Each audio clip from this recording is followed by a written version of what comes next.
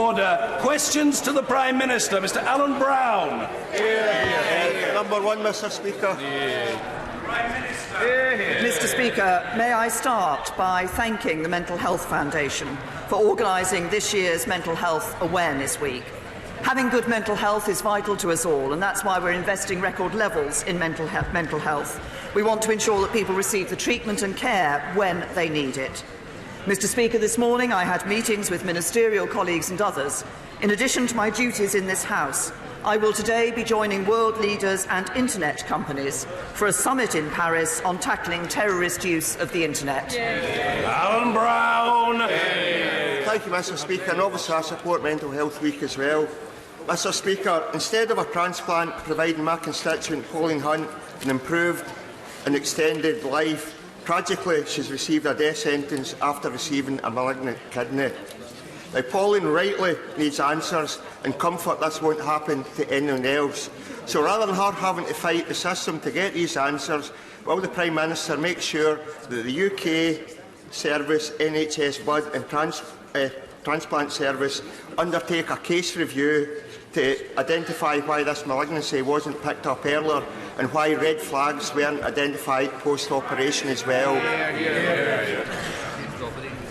Well, the honourable gentleman has clearly raised a very concerning case, and obviously he's given some details of that case here on the floor of the House. I will ensure that a relevant minister looks at the issue that he has raised, because obviously it is a matter of concern if somebody receives something that they believe is going to give them their life. And it is a malignant transplant, a transplant of a malignant organ, as he has said in this case. So I will ensure that the Department of Health, the relevant minister, looks at this. Posey. Thank you, Mr Speaker. The Prime Minister has often spoken about how important it is to ensure that everyone gets a fair chance in life, and that, of course, includes carers. So will she join me in welcoming the award to Annette Collier that was made at Friday's Pride of Rugby Awards, run by our fabulous local radio station? Annette's a leader for rugby young carers, and her great dedication, inspiration and enthusiasm is helping youngsters in my constituency live their own lives.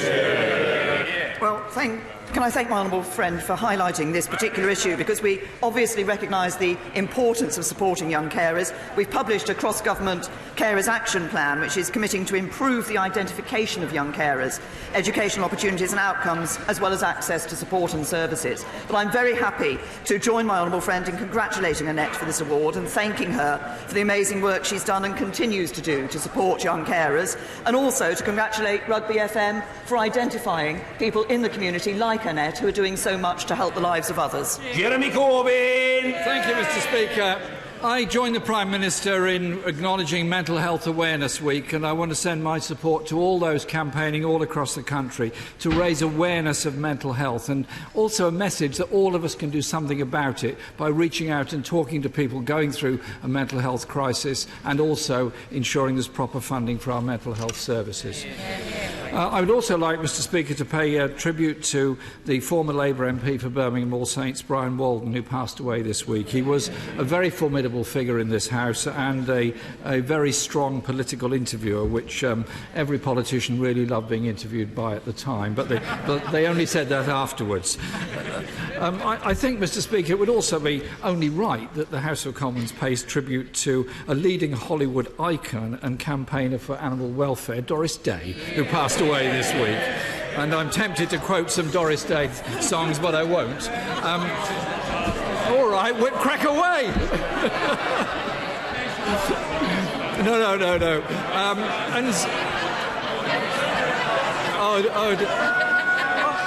I do apologise, Mr Speaker. I've obviously started a parliamentary sing-along here. And speaking of icons, Mr Speaker, it would be right to acknowledge that it's 40 years since the members for Huddersfield and Birkenhead were both elected to this Parliament for the first time in the 1979 election. Mr Speaker, in the last 2 years, 9 of the UK's richest hedge fund tycoons have donated £2.9 million to the Conservative Party. Is this a government for the many, or in the pockets of an elite few? Can I first of all respond to some of the tributes that the right honourable gentleman played? I'm sure that across the House everybody would wish to recognise the sad passing of somebody who gave many hours of entertainment through her films and career, Doris Day.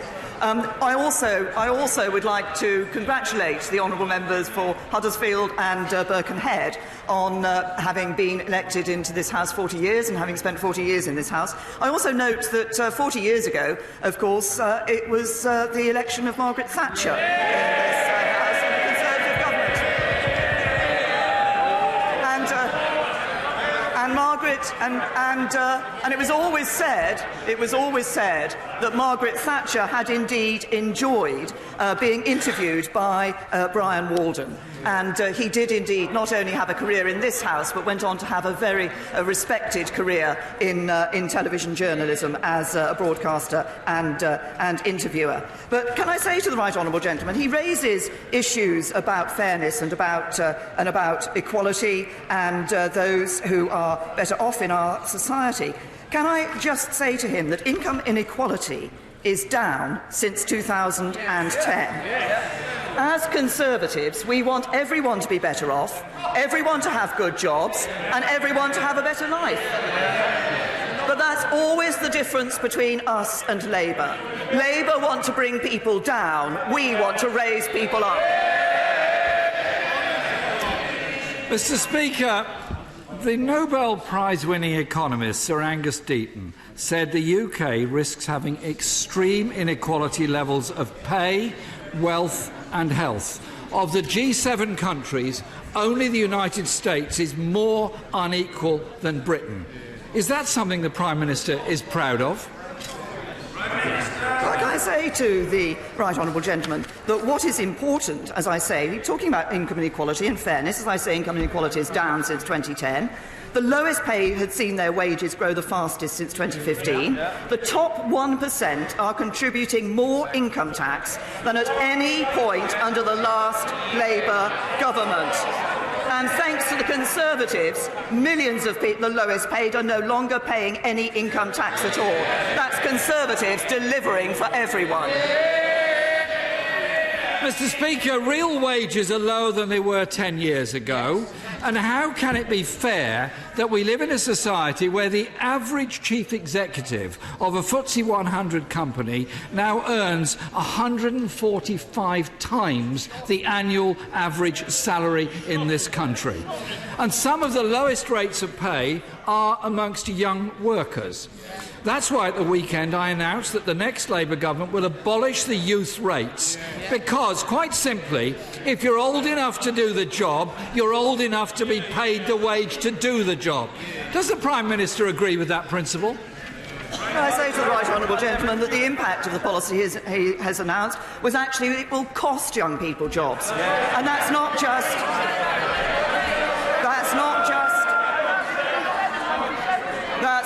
just what I'm saying. The director of the IFS said the policy would end up having quite a negative effect on young people. But we don't need to rely on quotes to know about what would happen to young people under a policy like that. We just look at the record that the last Labour government had on youth employment. Under the last Labour government, youth unemployment rose by 44%. Under the Conservatives in government, youth unemployment has fallen by 50%. I seem to recall, Mr. Speaker, it was the Conservative Party that opposed the national minimum wage in 1997. I seem to recall it was the Conservative Party that predicted millions of jobs would be lost because we wanted decent pay for people. But why, Mr. Speaker, does this government continue to punish our young people? Since 2010, the Conservative Party with the Liberal Democrat accomplices have trebled tuition fees, abolished the educational maintenance allowance and cut child benefit. And while wages remain lower than a decade ago and housing costs have soared, more and more food banks are opening up in Britain. In Great Yarmouth, one has just been opened for pupils at a school. And last week, the Department of Business established a food bank for its own staff in the building there on Victoria Street. Can the Prime Minister tell us what is going wrong in modern Britain that a government office in the centre of London has a food bank for some of its very low-paid staff to get something to eat? To the right honourable gentleman, as he knows, I think that the best way to ensure that people have a good income and a stable income for their families is to ensure that they're in work. And this is the fourth question he's asked me.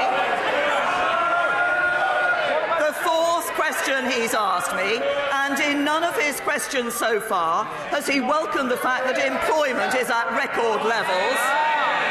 Unemployment is down at a record low. And the way the right honourable gentleman talks, you would think that inequality started in 2010. But who was it who said, oh, one of the Labour backbenchers shouts from a sedentary position? It did. Who was it who said of the last Labour government, they ensured that the gap between the richest and the poorest in our society became very much bigger? Not my words, the words of the right honourable gentleman attacking his own Labour government.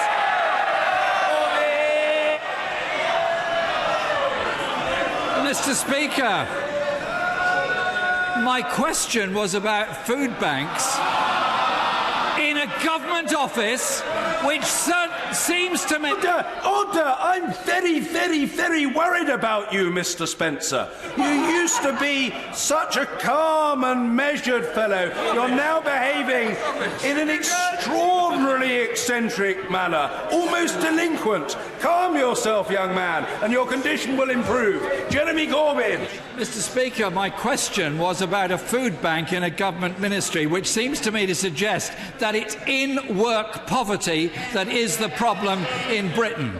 The Trussell Trust handed out 1.6 million food parcels last year, 500,000 of which went to children. And there's a new report out today from the End Child Poverty Coalition, which shows that child poverty has risen by 500,000 and is becoming the new norm in this country. The End Child Poverty Coalition called on ministers to restore the link between inflation and social security. Will the Prime Minister do that to try and reduce the disgraceful levels of child poverty in this country? The right honourable gentleman talks about helping those who are low paid. It is this government, it is a Conservative government, that introduced the national living wage. And what do we see? What do we see? That someone under Labour, someone working full-time on national minimum wage, would have taken home £9,200 a year. Now they take home over £13,700, £4,500 more under the Conservatives for the lowest paid. That's the Conservatives caring for the low paid in our society. Mr. Speaker, they may have changed the name, but the Institute of Fiscal Studies says that child poverty will rise to over 5 million by 2022 at the current rate because of the strategies being followed by her government.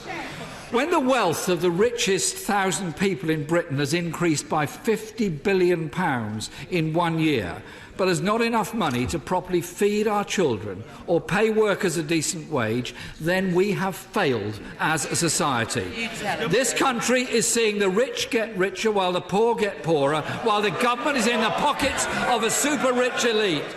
More children in poverty, more pensioners in poverty, more people struggling to make ends meet. When is she and her government going to reverse the tax giveaways to the super-rich and make sure they pay their fair share of taxes so we can end the scandal, and it is a scandal, of inequality in modern Britain? Well, the right honourable gentleman talks about, in fact, as I pointed out, the top 1% are paying more in income tax today than they ever did under a Labour government. But what have we seen from Labour in just the past week? Labour Party has a plan for a system where everybody in this country would get benefits. That means handouts to hedge fund managers paid for by tax hikes on working people. Labour's policy, money for the rich, paid by taxes on the poor. Nigel Huddleston. Thank you, Mr. Speaker. As already noted, 40 years ago, Margaret Thatcher became Prime Minister, and during her premiership, she convinced people like me and people from modest backgrounds right across the country that it's the Conservative Party that's the party of opportunity and aspiration. Does the Prime Minister agree that education plays a pivotal role in unlocking these opportunities and enabling social mobility? And will education and skills funding receive the attention it therefore deserves in the upcoming spending round? I say to my honourable friend, of course, we're already putting record levels of funding into our schools, £43.5 billion. Of course, he's trying to tempt me to talk about the spending review that is upcoming, but I can assure him that we're committed to improving education for every child, because I absolutely, passionately believe that we should be making sure that how far a child goes in life doesn't depend on their background or their circumstances or who their parents are, but it actually depends on their individual talents and their hard work. Everybody in this country should be able to go as far as their talents and their hard work will take them. Ian Blackford. Thank you, Mr. Speaker. Can I join the Prime Minister and the Leader of the Opposition in welcoming Mental Health Awareness Week? Mr. Speaker, pending your approval, we now know that the Prime Minister's 3 times defeated Brexit deal will return yet again in June. Can the Prime Minister tell us, has a backroom agreement been reached with the Leader of the Opposition to sell out the people of Scotland and force her shoddy deal through? Can I say to the right honourable gentleman, the only party that wants to sell out the interests of Scotland are the SNP, and when they're for independence. Ian Blackford. Not quite sure, Mr. Speaker, what that had to do with the question. You might at least try, Prime Minister, to answer the question. The people of Scotland are none the wiser of what is going on in these secret Tory Labour talks. Scotland's people and the will of the Scottish Parliament is being ignored. Mr. Speaker, enough is enough. Why is the Prime Minister so afraid of giving the people of Scotland their say? The fact is, at the European elections next week, the people of Scotland will make their voices heard, whether Westminster likes it or not. Next Thursday, the people of Scotland can vote SNP to stop Brexit and send a clear message that Scotland will not be ignored anymore. I say to the right honourable gentleman, he talks about the people of Scotland not knowing where things stand. Well, the people of Scotland will know where things stand if the right honourable gentleman and his colleagues vote for the withdrawal agreement bill and ensure that we leave the European Union. And if people want to vote for a party that not only is a Brexit party, but also is a party in government that can deliver Brexit, they should vote Conservative. Mr. Nigel Evans. Thank you, Mr. Speaker. Can the Prime Minister confirm that if we were to stay in a customs union and a single market, that we'd have to pay billions into the European Union, that we couldn't do free trade deals around the world, and we couldn't control our own immigration, and that we will never betray the promise that we made at the last general election, that we will deliver the full Brexit, unlike the broken promises from the party opposite? I say to my right honourable friend, I'm happy to confirm to him that we do indeed remain committed not just to delivering Brexit and to securing a majority in this House to do just that, but I can reassure him on his specific points. In leaving the European Union, we will end free movement, restore full control over our immigration policy, open up new trading opportunities around the world, and end the days of sending vast payments to the European Union. And we will not pay for market access. And he mentions the last election and commitments that were made at the last election, because he and I both stood on a manifesto promising to deliver the best possible deal for Britain as we leave the European Union, delivered by a smooth, orderly Brexit, as we seek a new, deep and special partnership, including a comprehensive free trade and customs agreement with the European Union. I'm committed to those objectives. I believe that we've negotiated a good deal that delivers on those, and I'm determined to deliver it. Bill Esterson. This government say they are committed to tackling climate change, yet too often the evidence suggests otherwise. Take the examples of their support for an oil refinery in Bahrain, but their refusal to help award-winning tidal energy specialists Nova Innovation. The reality is 99.4% of UK export finance in the energy sector goes on fossil fuel projects. If this government is serious about addressing the climate emergency, will they prove it by investing in the future, not the past? What can I say to the honourable gentleman? We are investing in the future and not the past. That's why we've been encouraging issues like electric vehicles, the battery technology that is taking place here in the UK. But he talks about our interest and our support for what we need to do on climate change. Just look at our record. Our renewable energy capacity has quadrupled since 2010. Annual support for renewables will be over 10 billion by 2021. 99% of solar power deployed in the UK has been deployed under the Conservatives in government, and we have been decarbonising at a faster rate than any other country in the G20. Andrew Lua. Thank you, Mr. Speaker. It's vital for trust in the Prime Minister and the government for dates to be set and then stuck to. Can we have a definitive and unalterable date for the release of the Green Paper on adult care? Can I say to my honourable friend, he's absolutely right that we need to abide by and will abide by the government's commitment to publish a green paper in relation to adult social care. We want to ensure that when we do that, we are able to bring forward proposals that deliver the answer to the question, or possible answers to the question we have to ask ourselves, which is how we can ensure that support for social care, that social care system, is sustainable into the future. We will be publishing it at the earliest opportunity, and it will set out those proposals to ensure that social care system is sustainable in the longer term. Pete Wishart. I don't know about you, Mr. Speaker, but it's looking a bit threadbare over in these benches just here. Maybe we should examine the reason why. The government can barely secure double figures in the opinion polls. The UK is now an international laughingstock, with her backbench just wanting her going, as does the nation. She's now going to be bringing back her withdrawal agreement for a fourth tanking as her backbench queue up to say they won't support her. Has the road now just not run out, Prime Minister? And for the sake of her nation, will she please just go and let Scotland go too? Well, I can say to the right honourable gentleman that from his references to those of us across this House, it's obvious his charm offensive to become next Speaker has already started. Can I also say to him it's in the interests of Scotland that it remains part of the United Kingdom, and it's the interest of the whole of the United Kingdom that we deliver on what people voted for in the referendum and deliver Brexit. Rebecca Powell. Thank you, Mr. Speaker. 15,200 children in Somerset are now in good and outstanding schools compared to 2010.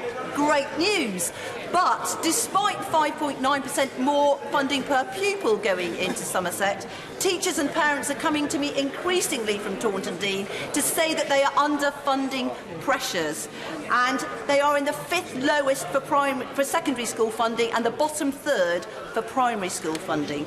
So would the Prime Minister agree with me that to give our children the very best opportunity in life, we must correct this funding injustice in Somerset, and with a strong economy overseen by this government, we can and we should do it? Can I say to my honourable friend, can I thank her for the comments she makes about the increasing number of children in Somerset in good and outstanding schools.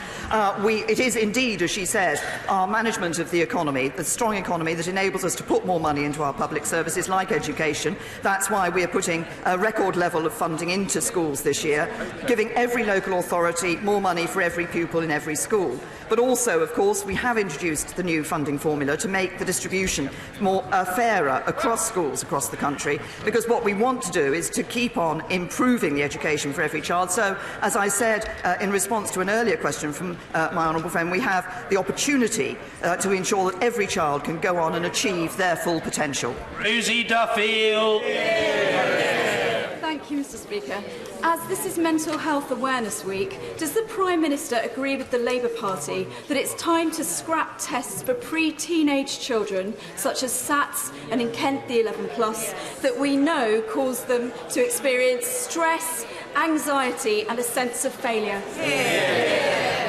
I'd say to the Honourable Lady, what is important as children go through their education is we make sure they are receiving the right education for them, and we make sure that the schools are providing the right quality of education. And simple tests that enable those judgments to be made about where children are in relation to their learning through their school career, I believe is right. It was right that those were introduced, and it's right that they continue. Vicky Ford. Thank you, Mr. Speaker. It is Mental Health Awareness Week, and it's also exam time. And in Chelmsford at Anglia Ruskin University, the staff and students care deeply about supporting all those with mental health issues. So will my right honourable friend, the Prime Minister, urge the Secretaries of State for Health and Education to work together to provide a specific fund so that our universities can develop new and innovative ways to help students with mental health pressures? Well, my honourable friend is right to raise the issue of mental health in universities, and it is important. It is a priority for the government. NHS England is already working closely with Universities UK through the Mental Health in Higher Education programme to build the capability and capacity of universities to be able to improve student welfare services and improve access to mental health services. But I will ensure, and I will be happy to ask both the Health and Education Secretaries to consider options to look at this further. Mr. Barry Shearman. Mr. Speaker, the Prime Minister is now well aware that I've had the privilege of serving the people of Huddersfield for 40 years. But is she aware that when I came into this House, I was a passionate Eurosceptic? And the reason that I changed my mind, I saw how the European Union delivered prosperity, cleaning up the environment, keeping the peace, keeping our security. It changed my mind about the value to all the people in this country, as well as my constituents, of staying in the EU. Isn't it time that the Prime Minister spoke out the truth about Europe rather than the big lie of the UKIP party? I say to the honourable gentleman that I think this House voted for the referendum. The government of the time said that it would abide by the decision of the referendum.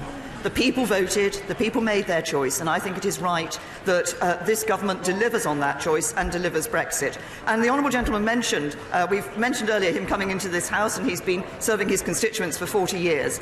He mentioned prosperity. Actually, in 1979, it was a Conservative government that came in and turned around all the problems of a Labour government and gave this country prosperity. Ross Thompson. Thank you, Mr. Speaker. Prime Minister, on behalf of animal lovers across the country, may I congratulate you on introducing Lucy's Law to stamp out the horrific and barbaric practice of puppy and kitten farming. However, this law only applies to England, and with the Welsh consultation closing this week, does my right honourable friend agree with me that unless the SNP government now act to introduce Lucy's Law, there is a real risk of Scotland becoming a hub for unscrupulous puppy farmers, and Scotland cannot be left behind? I think my honourable friend raises a very important point. I'd like to congratulate him on the work that he did on this issue, because I know he raised it regularly and championed this particular cause. But it is ironic that as an MP for a Scottish seat, he was able to help to change the law here in England and ensure that this was brought in, where the SNP government in Scotland are not willing to change that law. And I think it's time the SNP government got on with the day job and actually started legislating for things that matter to people in Scotland. Thank you, Mr. Speaker. The Prime Minister says that it's her deal, no deal or no exit from the EU. But we voted against her deal and we voted against no deal for good reasons. But she's not shifted and she's out of time.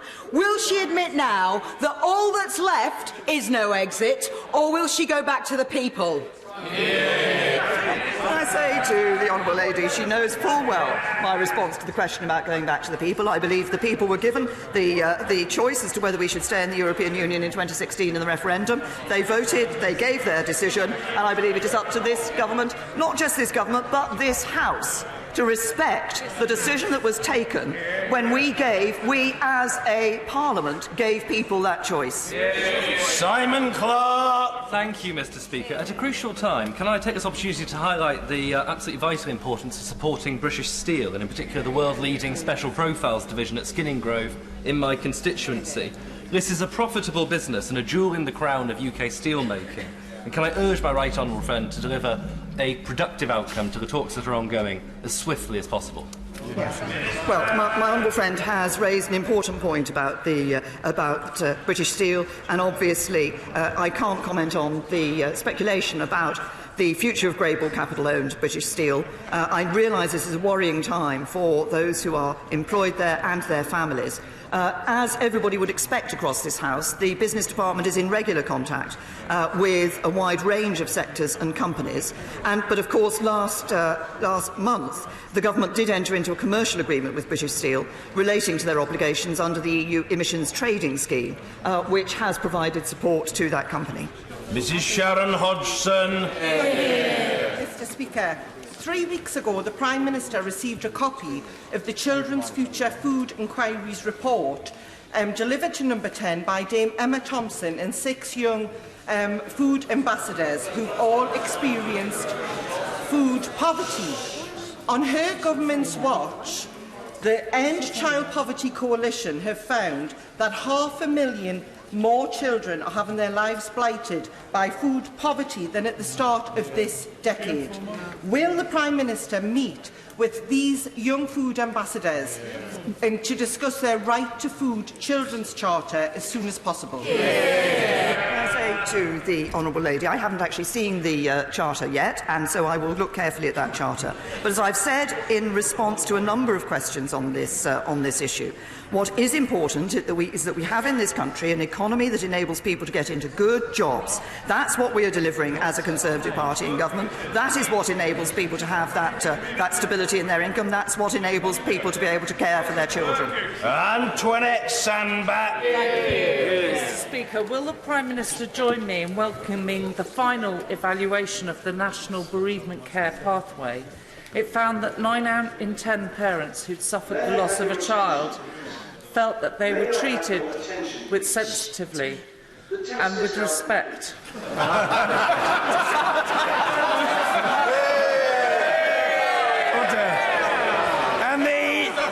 And the Honourable Lady has passed the test with flying colours.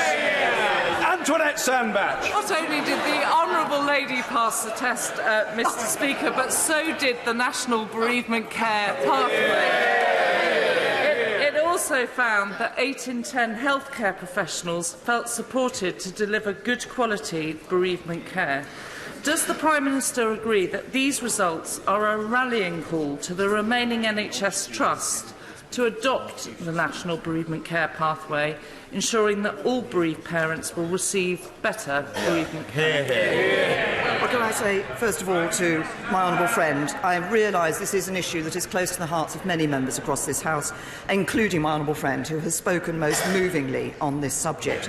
And I'd like to thank the APPG for all their work on this issue, because we do believe and recognise that all bereaved parents should be offered the same high standard of care and support in an appropriate environment. These results do indeed show the benefit of the National Bereavement Care Pathway. It's already helped to strengthen support for many bereaved families across the country, and I would certainly urge all trusts to adopt this approach. Thank you, Mr. Speaker. We rightly condemn the denial or abuse of trade union rights in Saudi Arabia, Bangladesh, Colombia and many other countries. So will the Prime Minister agree that the victory by Unite trade union members, who won £1.9 million compensation after major construction firms unlawfully blacklisted and denied them work, is a victory for British values?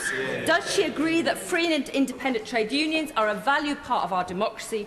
Will she condemn the illegal actions of these construction companies and, in an open democracy, guarantee trade union representatives a right of access to workplaces to speak to employees about their Rights Can I say to the Right Honourable Lady that I recognise the important role that trade unions play in our democracy and the work that can be done with trade unions to ensure that we are enhancing workers' rights in this country. It's exactly what this government is doing. We want to see workers' rights being enhanced and improved. We're already on track to do that, and I look forward to us continuing to be able to do that in the future. Brian. Mr. Speaker, a couple of weeks ago I asked the Prime Minister about a family in my constituency who desperately need the life-changing drug Spinraza. This morning we have the wonderful news that it's going to be made available in England. But will the Prime Minister now press for a managed access agreement to be put in place as soon as possible, because the children who need this drug can't afford to wait a single day more? Well, my honourable friend raised a very important issue at the time, and I'm very pleased that NHS England and Biogen have agreed a deal that enables NICE to recommend this revolutionary new treatment. It does have the potential, as my honourable friend has said, to transform the lives of young children with spinal muscular atrophy and their families, and I will certainly ensure that his request in relation to making sure that this is available as quickly as possible is acted on by the Department. Thank you, Mr. Speaker. Research by the Victoria Derbyshire Show has revealed that in the last 5 years, 4 children have been murdered following contact granted by the family courts to known abusers. This morning, over 120 MPs have written to the Justice Secretary calling for an independent inquiry into the treatment of victims of domestic abuse and violence by the family courts. Does the Prime Minister agree that there is something wrong with a system that forces contact between children and parents that are known risks to that child? And if she does agree, will she commission that independent inquiry today? To the honourable lady that the family court system should never be used to coerce or to re-victimise those who have been abused, and a child's welfare must be the paramount consideration for the court in any proceedings. I'm pleased that the President of the Family Division has published some new draft guidelines just last week, which provides greater clarity on some issues around the family court, such as increasing transparency. The Ministry of Justice currently have not seen evidence to suggest a public inquiry is necessary, but I will ensure that the new Minister for Justice meets the honourable lady to discuss the concerns that she has raised. Rachel McLean. Thank you, Mr. Speaker. Will the Prime Minister congratulate the hard-working campaign team in Redditch who secured an increased majority on the Redditch Borough Councils in the local elections earlier this month? Will she visit Redditch to find out how they are starting to put in place plans to unlock Redditch? And will she recommit her government's resources to the crucial issue of regenerating towns and high streets up and down the country? Well, I'm very happy to congratulate all those campaigners, those elected councillors, for the success that they had in the Redditch Borough Council elections. And I'm pleased to see Redditch Council actually moving forward with its plans to improve the town of Redditch. And certainly we remain committed. We have allocated sums to ensure that we can see improvements in towns up and down the country, and we continue our commitment to that. And as for the invitation, I'm very grateful to my honourable friend, and I will ensure that my diary secretary has that, and we will see if that is possible. Albert Owen. Speaker, my constituent Gerald Corrigan was shot with a crossbow outside his home on Good Friday. This weekend he died of those severe injuries. I'm sure the House will join me in sympathising with his family, his partner and his friends. The community is in shock.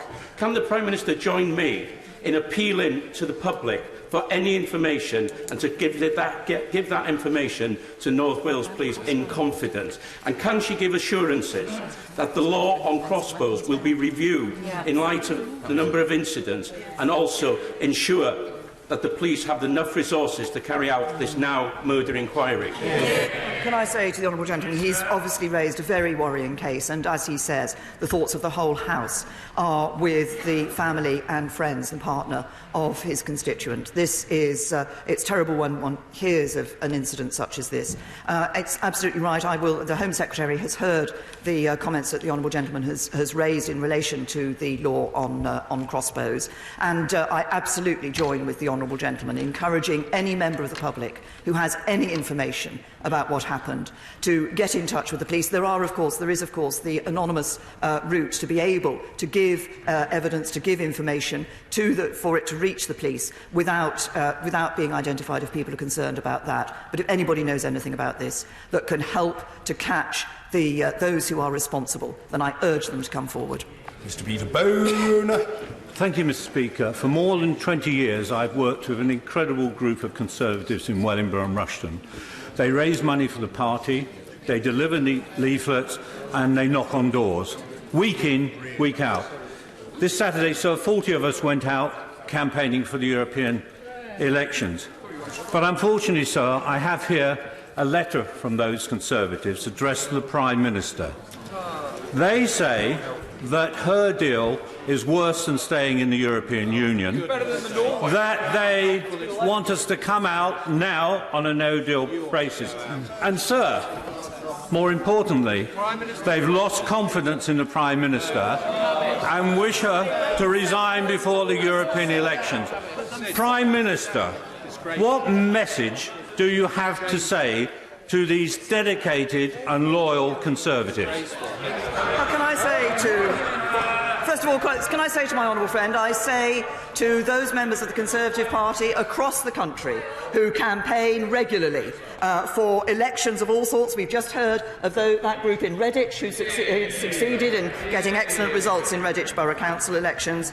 All Conservatives who campaign, I first of all thank them for the time and effort that they put into promoting the Conservative cause. And secondly, I would say to Conservatives up and down the country who are concerned about delivering Brexit, this is a government that wants to deliver Brexit and has been working to deliver Brexit. Sadly, so far, the House of Commons has not found a majority to do that. If everybody in the House of Commons had voted alongside with the government and the majority of Conservative members of Parliament, we would already have left the European Union. Catherine West! West! Thank you, Mr. Speaker. The people of Hornsey and Wood Green are completely distraught at the British Council worker Haras Amiri, who has been taken and put into prison in Iran suddenly. The Foreign Secretary is currently having a meeting with me and the family on Friday, but please, could she condemn this action by Iran, and could she please speak to President Rouhani urgently about this terrible situation? Thank you, Mr. Speaker. Can I say to the Honourable Lady that obviously we are concerned, we're always concerned when we see sentencing of any individual purely on the basis of their employment with an entirely legitimate institution, which is what is the case. It's utterly shocking. I'm deeply concerned by the turn of events that has taken place, and my thoughts are with the individual and her family at this time. As the Honourable Lady has seen, the Foreign Secretary is taking this issue up. The government will press the case and the concerns that have been raised in relation to this. But sadly, the arrest of this individual shows that Iran's attitude towards entirely legitimate organisations which are trying to foster better relations and cultural understanding between countries. But this is an issue that the government, as she has noted, the Foreign Secretary will take up. Finally, Stephen Kerr. Thank you, Mr. Speaker. The Prime Minister is rightly regarded by Scottish Conservatives as a trenchant champion of the Union. And thank goodness for that. So will she agree with me that the UK Shared Prosperity Fund is an opportunity to strengthen the Union? And will she confirm that that fund will be led by the needs of communities and will not be Barnatised? Well, can I say to my honourable friend, it is absolutely right that we have an opportunity with the Shared Prosperity Fund to ensure that we are recognising the ways in which we can reduce the disparities between communities and between nations within the United Kingdom. And it is absolutely right, as he says, that this should be led by the needs on the ground, and we should make sure that money is spent effectively and delivers for people, and that's our intention. Thank you. Order. Yes, I think the right honourable gentleman's point of order, of which I think I had advanced knowledge, should be heard in an atmosphere of calm and of respect. If there are colleagues enormously attracted to conducting their own private conversations, which I'm sure are of the most intense interest to them, perhaps they would be good enough to do so, I say, looking meaningfully at the honourable gentleman member for Stone outside of the chamber. so that the rest of us can listen to the point of order from the Right Honourable Gentleman Member for Hemel Hempstead. Point of order, Sir Mike Penning. Thank you very much.